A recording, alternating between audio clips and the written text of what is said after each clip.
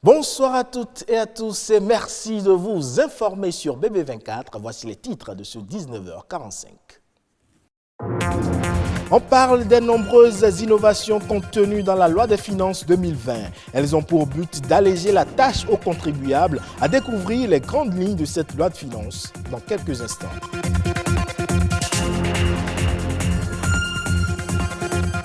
La gestion des ressources humaines n'est souvent pas une chose aisée, alors que la performance du personnel dépend souvent de la qualité du chef d'entreprise. Il importe de savoir conduire ses employés.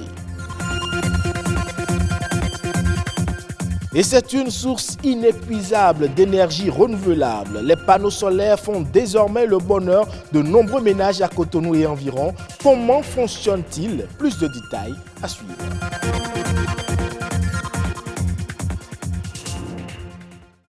Bienvenue si vous nous rejoignez. On démarre avec la loi des finances 2020 et ses nombreuses innovations. Des nouveautés qui visent, selon les initiateurs, à alléger la tâche aux contribuables. Elles permettraient aussi de se conformer aux normes économiques exigées dans l'espace UEMOA. Dans ce reportage, Stanislas Linkmont nous fait découvrir certaines de ces mesures fiscales. La loi de finances 2020 a connu plusieurs réaménagements fiscaux par rapport à celle de 2019. Par exemple, le législateur a supprimé la taxation du tabac et des cigarettes, mais a introduit une autre appelée la taxe sur les produits spécifiques. Celle-ci regroupe les substances psychotropes, les boissons et bien d'autres produits. On peut citer la taxe sur farine de blé, taxe sur le thé, taxe sur le café. Toutes ces taxes ont été supprimées, mais les dispositions ont été transposées dans la nouvelle taxe sur produits spécifiques qui a été créée. Bien évidemment, conformément aux exigences de l'UEMOA. Pour répondre aussi aux recommandations de la Banque mondiale à travers d'une business. De 50% en 2019, la taxe sur les tabacs et cigarettes passe à 100% en 2020. De même, cette fois-ci, apparaît distinctement le taux de taxation des boissons alcoolisées fixé à 20% et 7% pour les boissons non alcoolisées. Il faut les cerner et savoir ce qui doit être fait, ce qui ne doit pas être fait et évoluer correctement. La loi offre parfois des avantages dont on peut profiter. Par ailleurs, la loi de finances prévoit qu'en fin janvier, les 50% de la contribution des patentes soient acquittés et le solde à la fin du mois d'avril lors du dépôt de la déclaration du droit du contribuable. La façon dont les trucs viennent et les délais d'application sont très vite. De part que tous les gens ne sont pas au parfum et quand vous tombez sous le coup de la loi, eux disent que c'est la loi et vous appliquent. Ici, au forum Les Vendredis des finances publiques, le sujet a d'ailleurs fait l'objet de discussions entre financiers et entrepreneurs. Pour les professionnels des finances, les promoteurs d'entreprises n'ont pas de raison de paniquer. Lorsque vous ne savez pas calculer la patente, vous ne saurez pas qu'il y a un droit fixe et un droit proportionnel. Alors, ce qu'il faut faire, c'est de vous rapprocher de ceux qui peuvent vous calculer la patente pour qu'ils vous aident à calculer la patente. Si la déclaration est erronée et qu'on a les éléments qui justifient l'erreur commise, des corrections pourraient se faire. Mais c'est le droit du contribuable que de déclarer sa réalité à lui. Les micro-entreprises, tout comme les macros, constituent à leurs yeux de potentiels contribuables aux ressources de fonctionnement et de réalisation des projets d'un gouvernement. C'est d'ailleurs pourquoi, ont-ils conclu, l'État a le devoir de les protéger.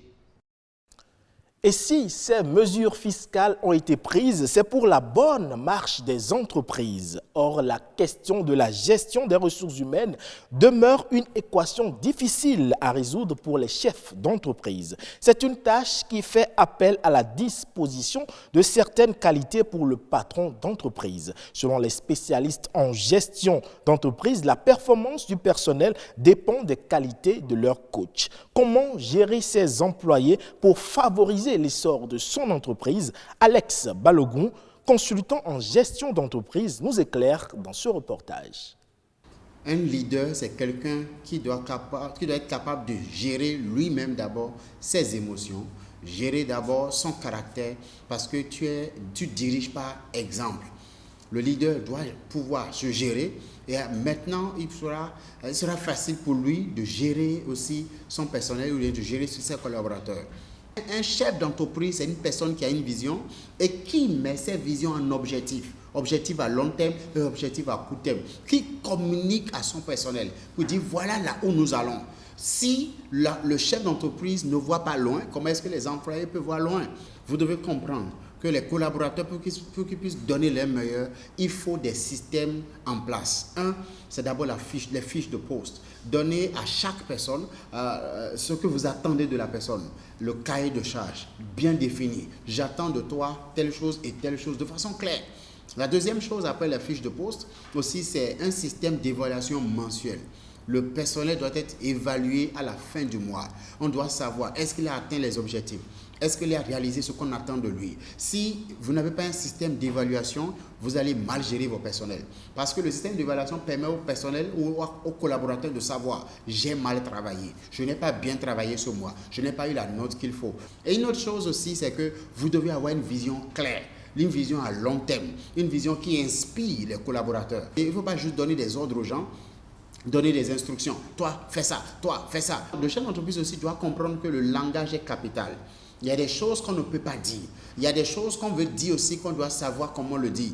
L'objectif, ce n'est pas s'exprimer. L'objectif, c'est atteindre un résultat. Donc, il ne faut pas dire, je dis ça parce que je suis l'employeur. Vous n'êtes pas l'employeur. Vous êtes aussi employé par l'entreprise. L'entreprise est l'employeur de tout le monde. Celui qui est le promoteur ou le chef d'entreprise, il est aussi employé.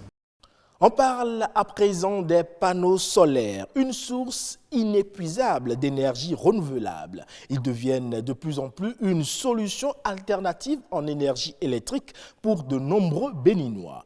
À plusieurs kilomètres de Cotonou, beaucoup de ménages d'ailleurs font du soleil leur meilleur compagnon pour regarder la télévision, suivre la radio ou même éclairer leur domicile. Nous avons rendu visite à deux ménages. C'est un reportage signé Igor Ayosso, Bernard Djogbe et Patrick Adjagodjou.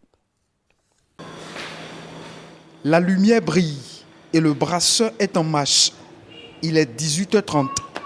Patrick nous conduit à la source de l'énergie électrique qui alimente son domicile.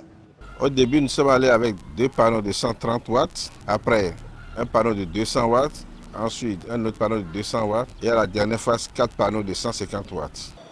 Ici, l'éclairage fonctionne du soir au petit matin tant que les rayons du soleil entrent en contact avec ces panneaux solaires. À l'extérieur, le soir, nous avons 18 lampes qui sont allumées en permanence de 19h jusqu'à 6h ou bien 7h du matin. Vous avez une énergie très stable, sans fluctuation, non variante et une énergie propre. 1230 watts, c'est la capacité énergétique générée chaque jour par ce module de 8 panneaux solaires photovoltaïques pour un coût global d'environ 3 millions de francs CFA. L'énergie atterrit premièrement là, sur cet appareil, qui est le contrôleur de charge, qui charge ces équipements que nous appelons accumulateurs, les 4. Ici, vous avez l'inverseur, c'est cet appareil qui transforme l'énergie continue qui vient des panneaux en énergie alternative. C'est l'énergie que nous utilisons le soir pour alimenter la maison jusqu'au petit matin. D'un ménage à un autre, un Patrick peut en cacher un autre. Ici, l'énergie est également produite à partir du soleil. Les rayons solaires que reçoivent les panneaux sont stockés dans ces batteries de 200 ampères-heure pour être utilisés. Les panneaux envoie l'énergie, ça passe par là pour aller sur les batteries. Et c'est ça qui donne en même temps le niveau de charge. C'est ça qui permet de savoir si les batteries sont en train de se vider, si les batteries sont pleines. C'est ça qui permet de le savoir. Ces panneaux solaires alimentent chez Patrick une dizaine d'ampoules et un poste téléviseur 24 heures sur 24, surtout pendant les vacances. J'ai un congélateur que je ne peux pas utiliser à plein temps.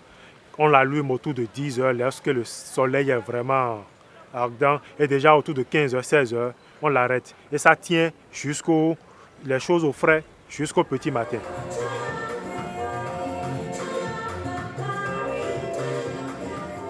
Tout ce que nous voyons aujourd'hui m'a coûté environ 2 millions. Et il faut avouer que je ne suis pas allé, je n'ai pas sorti les 2 millions en bloc. Je suis allé progressivement parce que c'est un système, on peut faire l'extension au fur et à mesure. Résistant aux intempéries, mais attention, la durée de vie des panneaux solaires dépend de l'usage qu'on en fait. Si le panneau doit faire 15 ans, si on n'entretient pas, ça peut mourir après 8 ou 10 ans.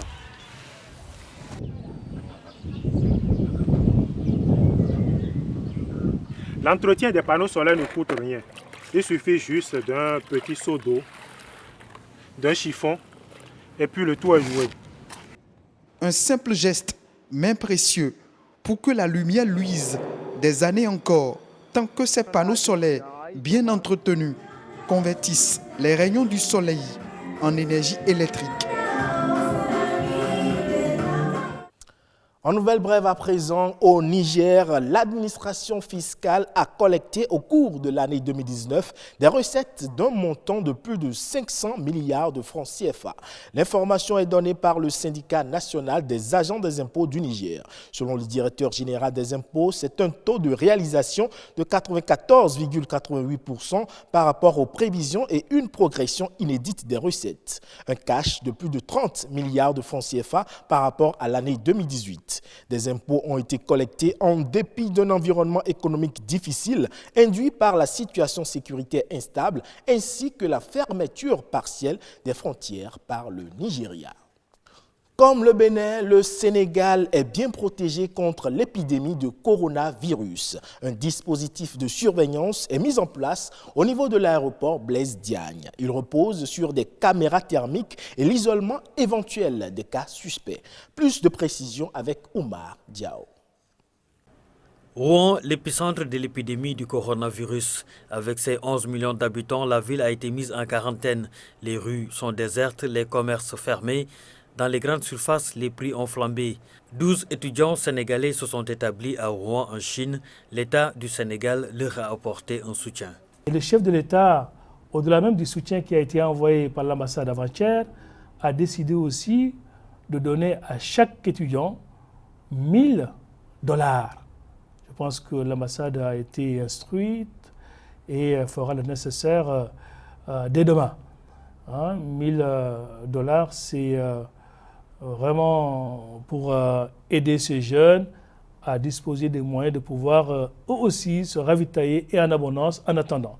On nous a même signalé aussi à des universités qui ravitaillent, mais nous voulons quand même que nos jeunes soient vraiment dans des conditions de pouvoir faire face dans la mesure où nous sommes restés en contact avec eux et on ne ménagera aucun effort pour les porter secours et assistance. Les parents et proches peuvent se rassurer. Jusqu'à présent, aucun ressortissant sénégalais établi en Chine n'est contaminé. L'État suit. D'ailleurs, j'ai eu aujourd'hui 2 ou 3 parents d'étudiants avec qui j'ai échangé pour leur dire maintenant tout ce qui a été fait et tout ce que nous comptons faire aussi pour les jours à venir.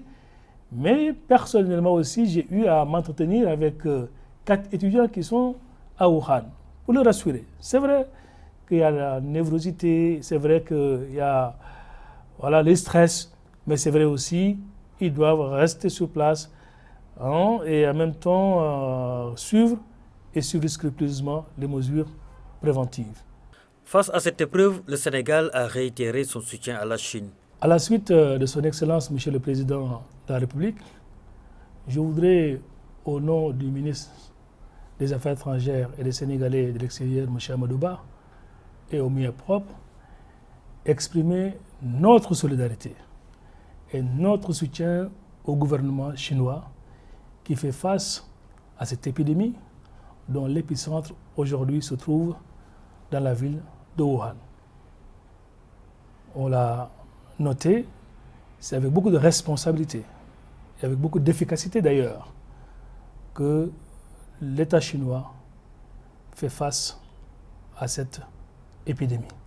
La Chine a pris des mesures pour contenir cette épidémie.